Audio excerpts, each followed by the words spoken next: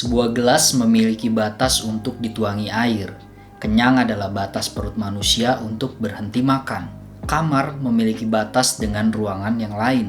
Tubuh kita memiliki batas tenaga dalam berolahraga. Kesabaran kita tentu ada batasnya. Usia kita pun ada batasan. Semua kehidupan kita memiliki sebuah batas. Tapi pernah nggak sih kita berupaya untuk membatasi sebuah kepemilikan barang? Simak video ini agar kita tetap konsisten menjalani gaya hidup minimalis. Gak ada yang mengajarkan secara formal atas pentingnya memiliki sebuah batasan terhadap suatu kepemilikan barang. Ya mungkin karena hak setiap orang dong memiliki mau sebanyak apa barang di rumahnya, bukan menjadi urusan orang lain.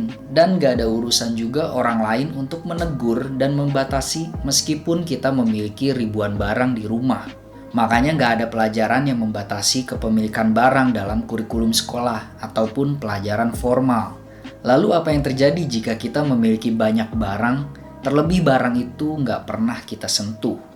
Coba lihat sebuah benda yang kita punya seperti buku pelajaran zaman kita SD, yang kenapa masih aja kalian diemin di gudang? Apakah perlu keberadaannya kita pertahankan sampai memiliki anak dan cucu untuk membuang buku itu?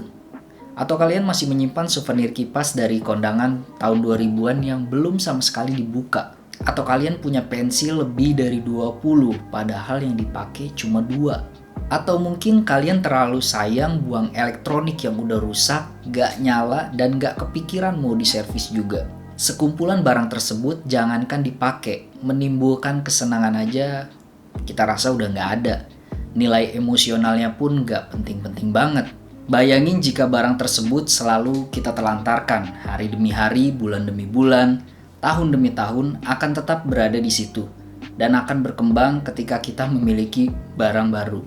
Karena biasanya barang yang gak kepake bakal ngundang barang yang gak kepake lainnya dalam satu tempat. Seolah barang yang gak kepake itu lagi bikin komunitas. Hal itu bisa menjadi kebiasaan buruk jika kita mentelantarkan barang yang udah gak berguna. Semakin lama barang ditelantarkan akan memakan ruang dalam rumah kita.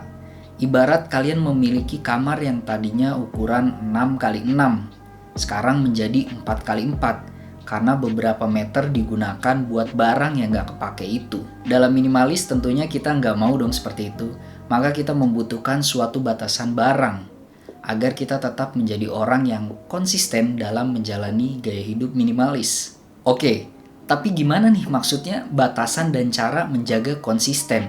Semisal kalian sedang menjalani gaya hidup minimalis, mulai terlihat nih barang-barang yang sering kalian pakai seperti baju, sepatu, jam tangan, dan sebagainya. Untuk menerapkan pembatasan barang, cobalah kalian untuk memberi batasan jumlah pada barang tersebut. Anggaplah kalian membatasi kepemilikan baju hanya 50 helai, karena selama menjalani minimalis kalian ternyata cuma butuh 50 baju aja. Kalian juga bisa mencoba membatasi jumlah sepatu misalnya hanya 5 pasang. Atau jam tangan kalian hanya 3 buah. Itu sebuah batasan. Kuantitas dari item tersebut tentunya akan berbeda di setiap pegiat minimalis lainnya. Mungkin teman minimalis lainnya akan hanya butuh 20 helai baju, 3 pasang sepatu, dan 1 jam tangan aja. Udah menjadi standar mereka menjadi seorang minimalis. Dipastikan batas standar kepemilikan barang disesuaikan dengan kebutuhan. Tapi kita harus tetap sadar bahwa kita harus selalu memantau jumlah barang yang kita miliki. Pertahankan jika memang kebutuhan pakaian kalian misalnya hanya 50 helai. Pertahankan jika tumbler kalian misalnya hanya ada 3. Pertahankan jika memang helm motor kalian misalnya ada 2. Ada sebuah metode paling sederhana yang banyak diterapkan dalam gaya hidup minimalis, yaitu one in, one out. Ketika ada satu barang masuk dalam rumah atau kamar kalian perlu mengeluarkan satu barang yang kalian miliki.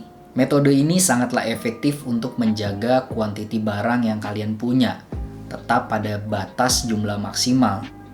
Kalian masih boleh membeli baju baru asalkan baju yang sebelumnya harus dikasih ke orang atau didonasiin atau kalian bisa jual. Cobalah kalian berusaha menjadi penjaga pintu rumah yang baik. Saat menginginkan ada satu barang yang masuk, kita juga harus menyiapkan satu barang untuk keluar. Perlu diingat metode ini berlaku untuk yang sudah menjalani gaya hidup minimalis. Namun jika kalian belum sama sekali menjalani gaya hidup minimalis namun ingin memulainya, kalian bisa menggunakan metode decluttering terlebih dahulu yang pernah gue bahas di video sebelumnya. Kalian bisa cek di playlist minimalis gue bagaimana cara melakukan decluttering.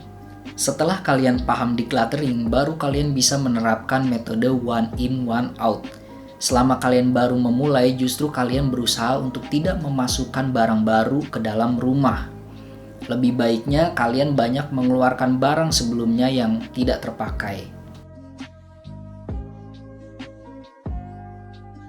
Oke, sekarang kita membahas manfaat membatasi jumlah barang. Yang pertama, sesuai dengan judulnya, kita akan konsisten menjadi orang yang minimalis. Karena kita akan selalu berpedoman dengan batasan jumlah barang yang kita miliki. Yang kedua, ketika kita mulai jenuh memakai barang yang lama, kita memiliki solusi untuk menggantinya dengan barang yang baru tanpa menambah kepemilikan barang. Karena kita tahu barang sebelumnya akan dikeluarkan dari rumah. Yang ketiga, kita akan lebih menghargai dengan barang yang kita miliki saat ini dan mengulik banyak manfaat dari barang tersebut. Yang keempat, kita akan terhindar dari sifat serakah. Kita hanya cukup memiliki apa yang kita butuh aja, bukan memprioritaskan sebuah keinginan yang gak akan ada batasnya. Yang kelima, segala sesuatu yang berlebihan itu dipastikan gak baik ya. Dan terakhir, gue memiliki batas untuk tidak terlalu lama membuat video ini. Karena kalau terlalu lama kalian memiliki batas jenuh juga.